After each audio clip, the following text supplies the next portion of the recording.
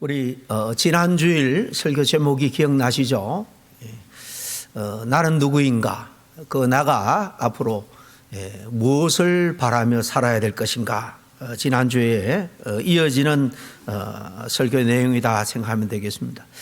오늘 예배하러 오신 여러분들은 정말 요즘 무엇을 바라며 살아가고 있습니까?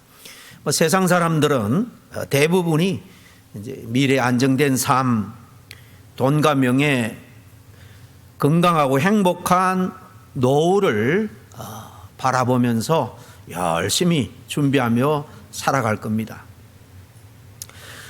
그런데 오늘 읽은 히브리서 11장에 보면은 이 구약시대 하나님의 사람들, 믿음의 사람들은 눈에는 보이지 않지만은 장래 받을 상급, 장래 누릴 은혜죠. 그것을 바라며 살았다라고 히브리 기자는 우리에게 증언해 주고 있습니다. 오늘 이 믿는 자로서 보이지 않는 장래 은혜를 바라며 살아간다는 삶이 무엇이고 또 그런 삶을 우리가 어떻게 살아갈 수 있는지 오늘 읽어주신 말씀을 통해서 같이 깊이 상고하고 은혜도 나누고 더불어 도전이 되는 시간이 될 수 있기를 바랍니다. 이 히브리서 11장은 아주 유명한 장이죠. 고린도전서 13장이 사랑의 장이라는 별명을 갖고 있다면 오늘 읽은 히브리서 11장은 믿음의 장이라고 불리는 아주 중요한 장입니다.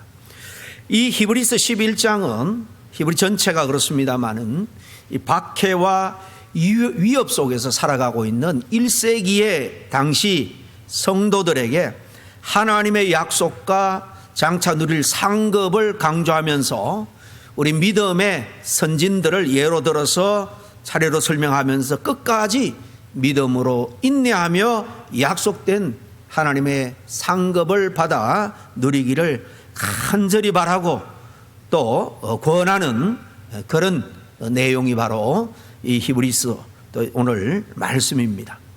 첫째로 그런데 우리가 이 믿음장에서 가장 먼저 주목해야 될 내용은 바로 믿음의 본질입니다. 믿음이 정말 무엇인가 하는 것입니다. 우리의 믿음이 이 믿음의 본질에서 벗어난다라면은 사실 우리 믿음은 아무런 의미가 없을 수밖에 없기 때문입니다. 세상 사람들은 믿음 생활하는 크리스찬들, 종교인들을 어리석다라고 생각하는 사람들이 많이 있습니다. 오늘날 이 과학시대에 과학적인 사실, 진리를 붙들고 살아가야지 뭘 믿음을 붙들고 살아가느냐. 그러나 우리가 알아야 될 것은요, 아무리 과학이 발달하고 기술이 발달한다 할지라도 사람의 믿음의 기능이 없으면 결코 행복한 삶을 살아갈 수가 없어요. 하나님을 믿지 않는다, 어떤 신을 믿지 않는다 하지만은 그 사람은 사실 내면을 깊이 들여다보면 자기 자신을 믿는 거예요. 내 지식을 믿고 내 경험을 믿고 내 생각을 믿는 것입니다. 그렇기 때문에 하나님을 믿지 않는다, 하나님은 없다, 신은 없다라고 믿는 자들이 무신론자예요. 믿음이 없는 자는 아닙니다. 신을 거부할 뿐인 거죠. 그런 점에서 누구나 믿음의 기능이라는 것은 다 가지고 있습니다. 오늘 여기까지 운전해 오시면서 내 차가 교회까지 잘 데려다 줄 거다, 정해진 길을 따라서 교통법규를 지키면 문제없이 올 거다라고 아침에 출발할 때 여러분은 의식하지 못했지만 그런 믿음이 있기 때문에 핸들을 잡는 거예요. 여러분, 핸들이 자기 마음대로 움직인다면, 차 마음대로 움직인다면요, 아마 여기에 이 자리에 지금 이 모습 그대로 앉아서 예배 드릴 사람 몇 명 있겠습니까? 사실은 믿음이라는 것은 우리가 일반 생활을 하는데도 가장 근본적인 우리 내면의 기능이라는 사실을 알아야 됩니다. 그러나 오늘 기독교가 말하는 믿음, 오늘 본문이 말하는 이 믿음이 뭐냐? 믿음의 본질에 대해서는 1장 1절 상반절에 아주 분명하게 말합니다. 이 믿음의 의미, 성격에 대해서 말하는데요, 우리 큰 소리 한번 읽겠습니다. 시작. 믿음은 바라는 것들의 실상이요 그랬습니다. 바라는 것들의 실상이다. 믿음은 내가 바라는 것, 그게 지금 이루어지지는 않았지만은 미리 현실로 나타난 것처럼, 이루어진 것처럼 그렇게 확신하고 살아가는 삶의 태도입니다. 여러분이 운전해 오면서 내 차가 잘 작동해서 내가 운전하는 대로 내 차가 나를 여기까지 데려줄 것이다 라고 믿었기 때문에 여기 온 것 같아요.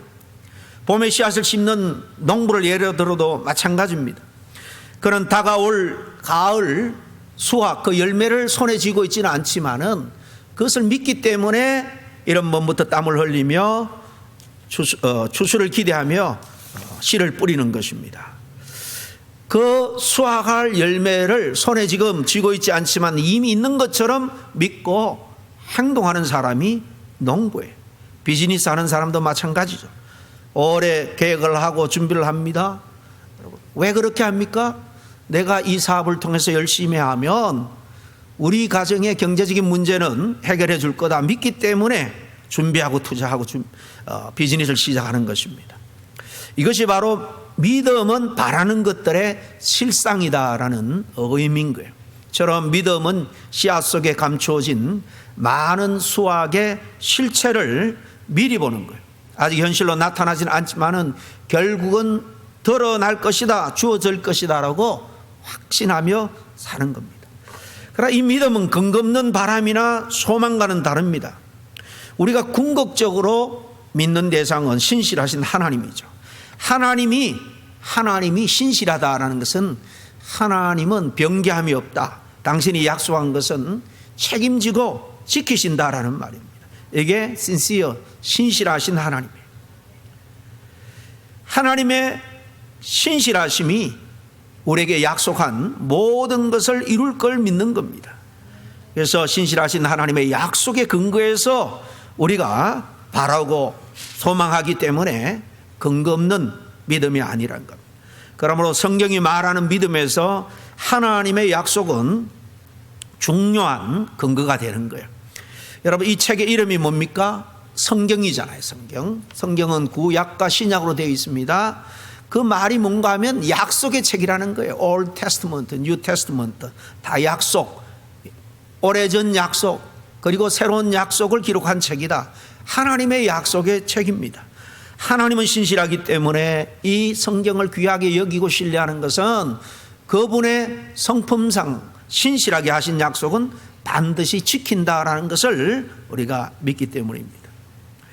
그리고 상당수의 약속들은 아직까지 성취되지 않은 미래를 지향하기 때문에 믿음의 본질은 과거가 아니라 미래와 관련된 것입니다. 그러므로 우리 믿는 자들은 지나간 과거에 매여 사는 사람이 아닙니다.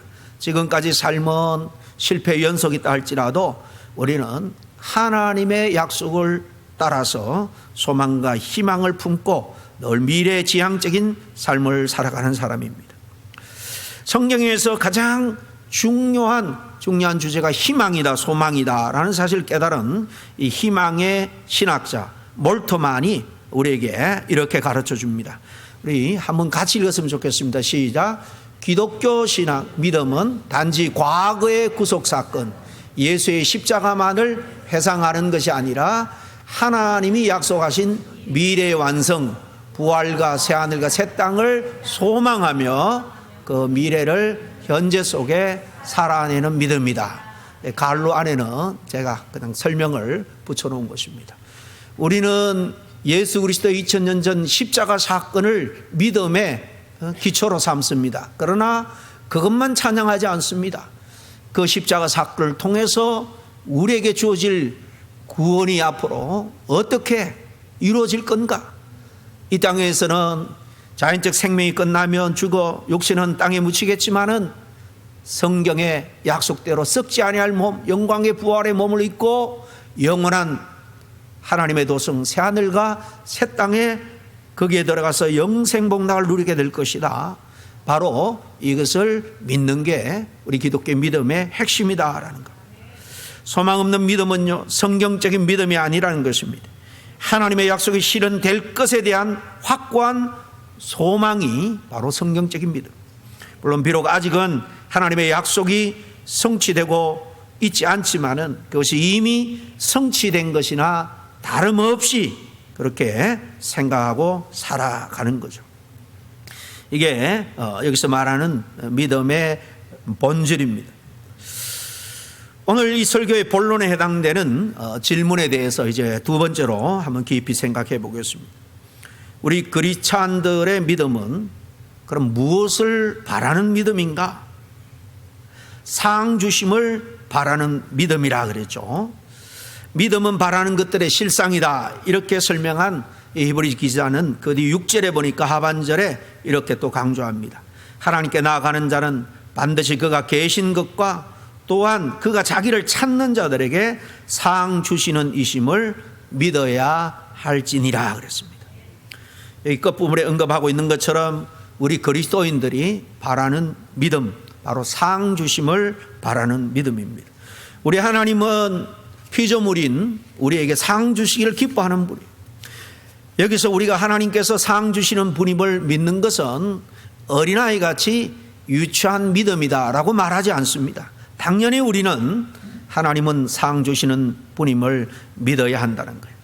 이 상은 단순히 물질적인 보상이나 일시적인 그런 성공이 아니라 성경 전체를 통해서 보면 이 상은 훨씬 더 그보다도 깊고 영원한 의미를 가지고 있는 영원한 생명입니다. 영원한 하나님의 나라에서 누릴 복락입니다. 그러나 하나님께서 상 주시는 분임을 믿는 사람은 하나님께서 주시는 이 상을 늘 기대하는 것, 그걸 바라고 사는 것은 지극히 당연한 거죠. 히브리서 기자는 구약 인물들을 통해서 그 신뢰를 쭉 들고 있는데요. 그 중에 오늘 읽은 본문에 나오는 아브라함, 그리고 이어서 나오는 모세 한 두 경우만 집중적으로 한번 살펴보겠습니다. 첫째, 아브라함의 경우입니다. 오늘 읽은 마지막 절에 보니까 이는 그가 하나님이 계획하시고 지으실 터가 있는 성을 바라렸습니다 그랬습니다. 지으실 터가 있는 성, 하나님이 계획했다는 건 알겠는데 확 좀 의미가 와닿지 않으니까 쉽게 번역한 새 번역을 한번 읽어드리겠습니다. 아브라함은 하나님께서 설계하시고 세우신 튼튼한 기초가 있는 도성을 바라고 있었습니다. 아브라함은 이런 믿음을 가지고 살았다는 겁니다. 이게 튼튼한 기초라는 것은 사실은 더 엄밀하게 말하면 영원한 기초입니다. 흔들리지 않는, 소멸되지 않는 기초가 있는 그 영원한 도성을 바라보고 일생 순종의 삶을 살았다는 겁니다. 아브라함이 바라본 것은 고향을 떠난 다음에 지금 시끄러운 저 이스라엘 땅에 하나님 그 가족을 인도했을 때에 그 땅에서 세상이 넘볼 수 없는 그런 견고한 세상성을 추구한 것이 아닙니다. 그런 영원히 견고한 하나님 나라 도성, 하늘 도성, 바로 천성을 바라본 거예요. 아브라함이 바라봤던 이 성, 뒤쪽에서는 이 성을 본향이다라고 표현을 하기도 하는데, 자기가 나온 갈대아 우르나 이 가나안 땅에 어느 성을 두고 말하는 것이 아닙니다. 또 그가 바랐던 본향은 13절 이하에 보면 하늘에 있는 더 나은, 하늘에 있는 더 나은 본향이라는 거예요. 이 땅의 고향 본향도 생각만 해도 얼마나 마음의 위로가 됩니까? 그러나 그 본향도, 그 고향도 사실 세상의 풍파에 따라서 소멸될 수가 있는 거예요. 그러나 하늘에 있는 더 낫다는 것은 우리가 거기서부터 왔고 거기로 결국 갈 수밖에 없는 영원한 본향입니다. 아브라함 비록 약속의 성취되는 그것을 자기 생전에는 누리지 못했죠. 그러나 멀리서 그것을 믿음으로 바라보고 아브라함이 환영했다, 이렇게 히브리서 기자는 표현을 합니다. 그것을 믿음의 눈으로 바라보고 늘 기쁨 가운데 기뻐하며 살았다는 겁니다. 히브리서 기자가 아브라함의 삶을 통해서 말하려는 것은 아브라함이 이 하늘 본향 영원한 도성이 실존한다는 확신 아래에서 평생을 살았다는 사실, 이게 곧 그가 믿음으로 살았다는 의미라는 거예요. 히브리서 기자는 믿음의 조상 아브라함이 하나님이 자기를 찾는 이에게 상 주시는 분임을 믿고 그 성을 평생 바라보며 소망 가운데 살았다라는 것을 강조하고 있는 겁니다. 둘째로 모세의 경우입니다. 모세의 삶도 마찬가지죠. 저 뒤에 24절부터 26절 말씀, 좀 길지만은 굉장히 중요한 말씀이니까 우리 한번 같이 읽었으면 좋겠습니다. 시작. 믿음으로 모세는 장성하여 바로의 공주의 아들이라 칭함받기를 거절하고 도리어 하나님의 백성과 함께 고난받기를 잠시 죄악의 낙을 누리는 것보다 더 좋아하고 26절입니다. 그리스도를 위하여 받는 수모를 애굽의 모든 보화보다 더 큰 재물로 여겼으니 이는 상 주심을 바라봄이라. 그 24절 다시 한번 띄워주세요. 여기 보면 모세가 장성해서 커서 다 어른이 돼서 바로 공주의 아들이라 불리는 것을 거절했다고 합니다. 여러분, 당시 이 지상의 최고 제국은 바로 이 이집트 제국이에요. 애굽입니다. 애굽. 거기 왕실의 공주의 아들은요, 당시 대를 이을 그런 왕자나 사실 다름이 없는 위치입니다. 그런데 그 영광의 자리를 거절했다라는 겁니다. 모세가 왜 이렇게 바로 공주의 아들의 자리를 거절했을까? 25절에는 또 모세가 하나님의 백성과 함께 고난받는 것을 잠시 죄악의 낙을 누리는 것보다 좋아했다라고 말합니다. 그 이유가 뭘까요? 죄악의 낙을 누리는 것은 그 왕궁에서 그 노예들의 고열을 짜서 정말로 말로 다 할 수 없는 그런 흥청망청 모든 것을 다 누렸던 그 왕궁 생활, 그 낙을 그것을 죄악의 날이라고 말합니다. 왜 그렇습니까? 그런 왕조가 유지되기 위해서는 수많은 노예들의 고열을 짜내야 유지될 수 있었기 때문에 이스라엘 백성들만 해도요 200만이 되는 그런 이스라엘 백성들이 거기서 노예 생활을 했잖아요.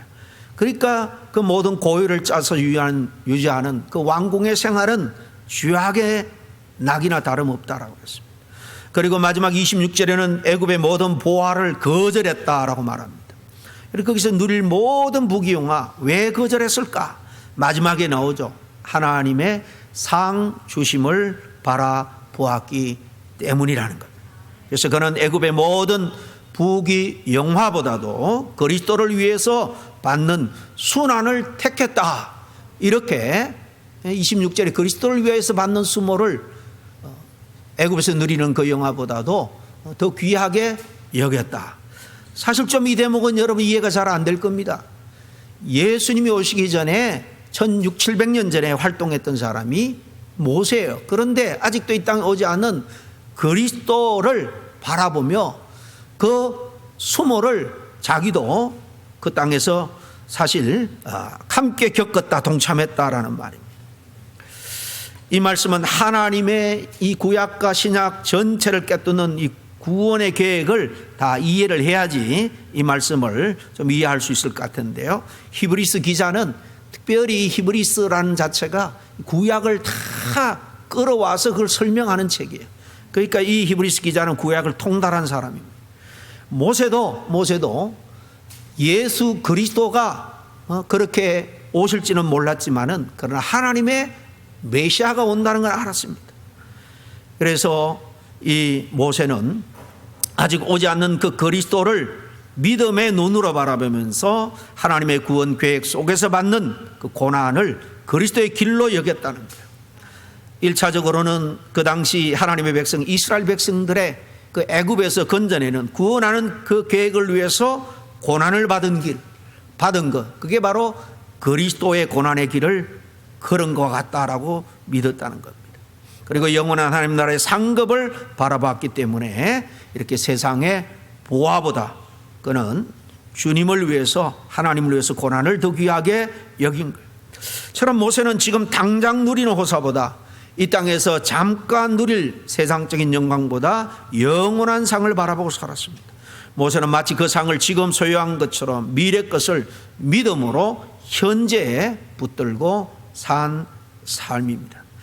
이것이 성경이 말하는 장래 상급을 바라보며 믿음으로 사는 삶인 것입니다. 이 점에서 우리는 이 믿음의 본질을 또 달리 이해할 수 있습니다. 믿음의 또 다른 본질을 우리가 오늘 본문을 통해서 이해할 수 있는데, 그것은 바로 인내예요. 인내.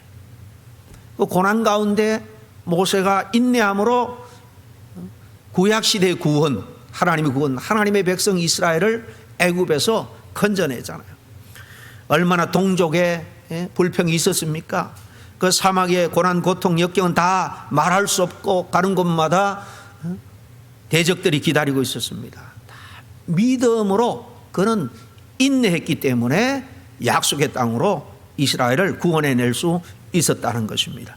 그러므로 이 점에서 우리를 믿음의 또 다른 본질로 이끄는데, 그 믿음의 또 다른 본질은 인내입니다. 히브리서에서 믿음은 종종 인내와 같이 그렇게 교차해서 사용되는 경우가 많이 있음을 봅니다.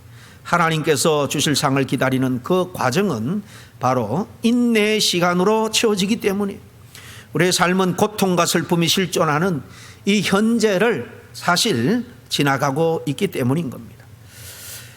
12장 2절에 보면 히브리서 기자는 예수님을 예로서 들어 이렇게 설명합니다. 유명한 말씀인데 같이 읽겠습니다. 시작.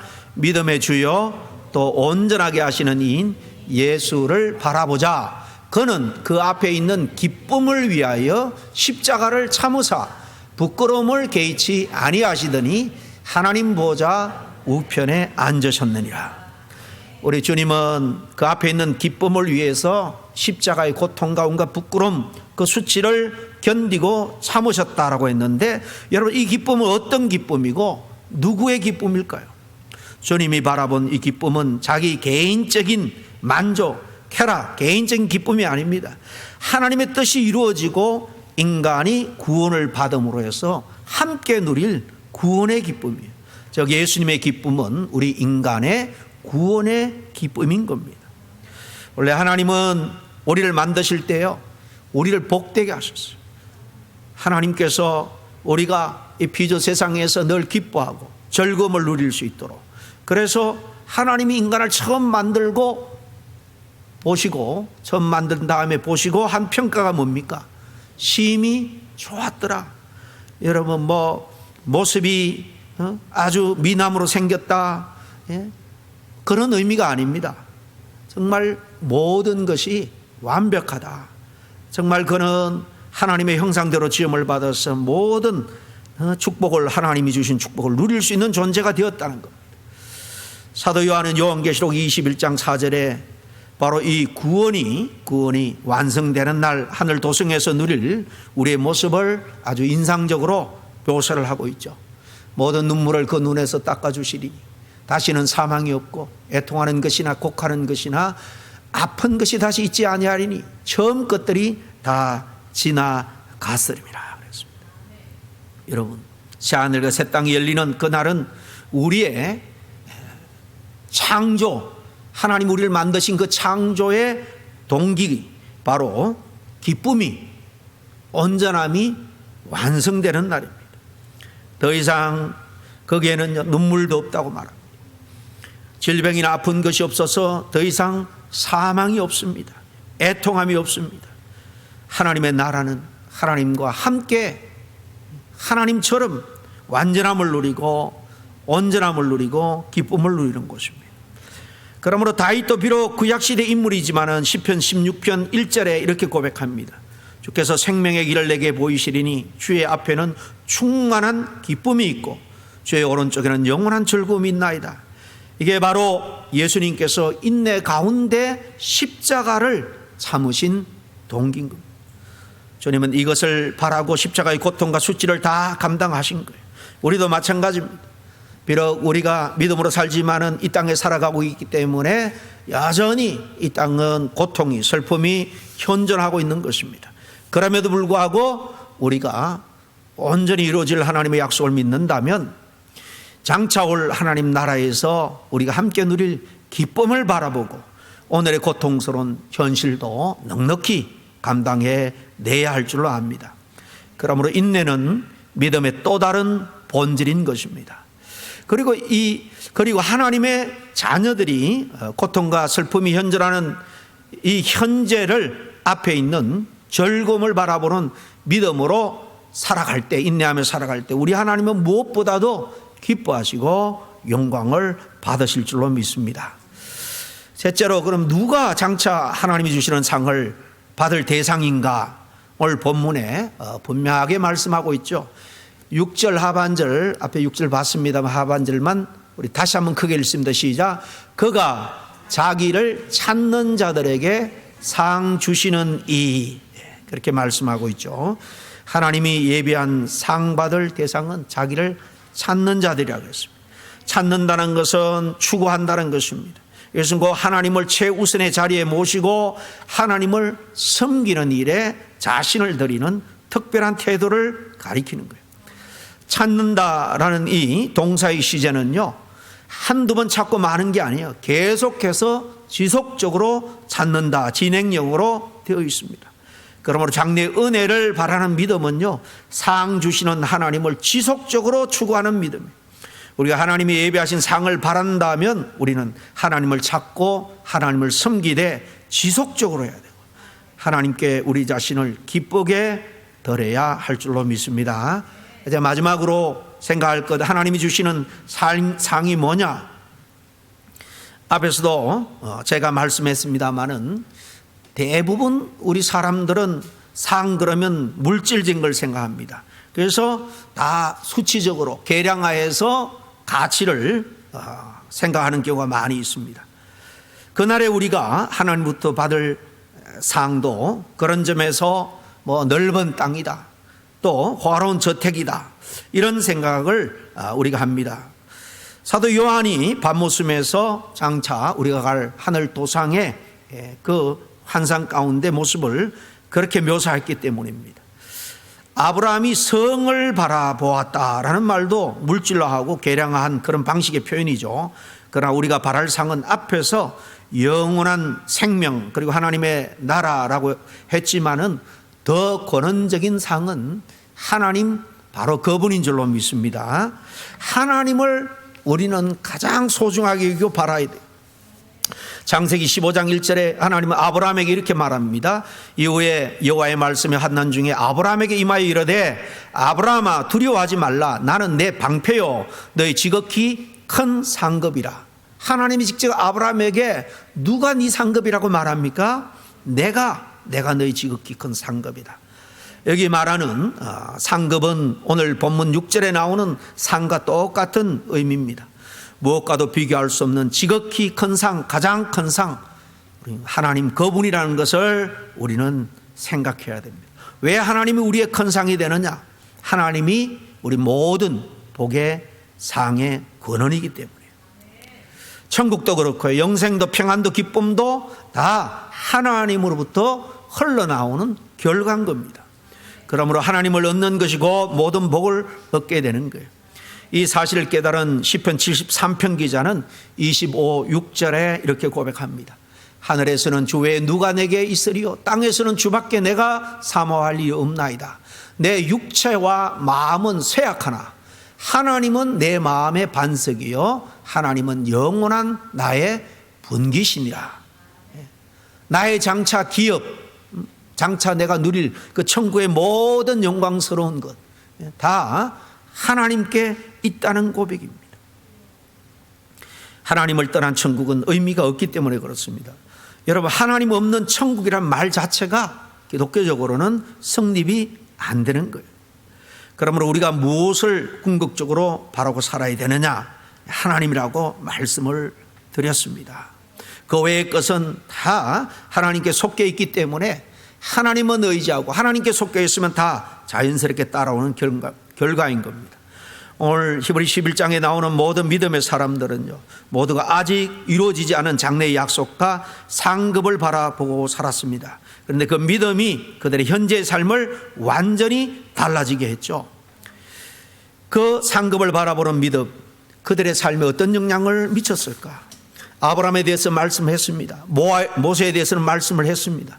여러분 노아도 여기 11장이 뒤에 나오는데, 여러분 그는 세상 사람들로부터 온갖 조롱을 받으면서 산 위에 올라가서 오랫동안 그 긴 시간 나무를 잘라다 방주를 만들었죠. 왜요? 심판이 있을 것을 하나님이 말씀하신 그 심판을 믿었기 때문입니다. 하나님이 예비하신 장래 상급을 바라보는 믿음, 이렇게 우리들의 삶의 방향을 바르게 돌려놓습니다. 상급을 바라보는 믿음은 세상적인 성공보다도 하나님의 인정을 더 소중하게 얘기합니다.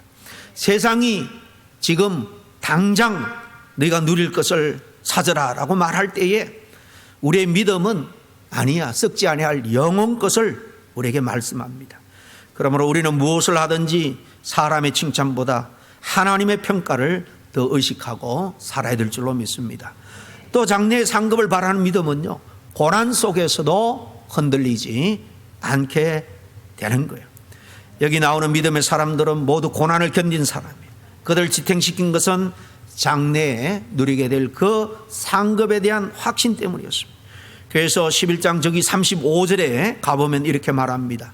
다 믿음의 사람들, 믿음으로 산 사람들인데요, 그들은 더 좋은 부활을 얻고자 하여 악형을 받되 구차히 풀려나기를 원하지 아니하였으며, 처럼 우리도 시련을 겪을 때 이게 다 끝이 아니다, 더 영광스러운 상급이 우리에게 있다라는 사실을 확신한다면 낙심보다 소망과 인내로 그 어려움을 우리는 대면해야 될 줄로 믿습니다. 마지막으로 장래의 상급을 바라보는 믿음은 하나님을 수단이 아니라 목적으로 삼게 됩니다.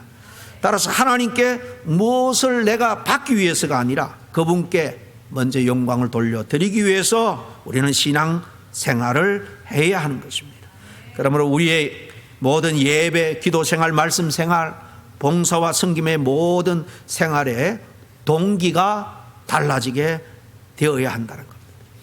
복받기 위해서가 아니라 하나님 영광을 위해서, 하나님을 기쁘시게 하기 위해서 해야 될 줄로 압니다. 아무쪼록 우리의 신앙이 여기까지 나아갈 수 있기를 간절히 축원합니다. 기도하겠습니다. 하나님 아버지, 감사합니다. 독생자의 피값으로 사신 당신의 자녀들, 우리가 그 큰 은혜로 구원을 받았지만은 여전히 고통과 슬픔 가득한 세상에 매여 믿음의 눈으로 살아가지 못할 때가 얼마나 많은지 모릅니다.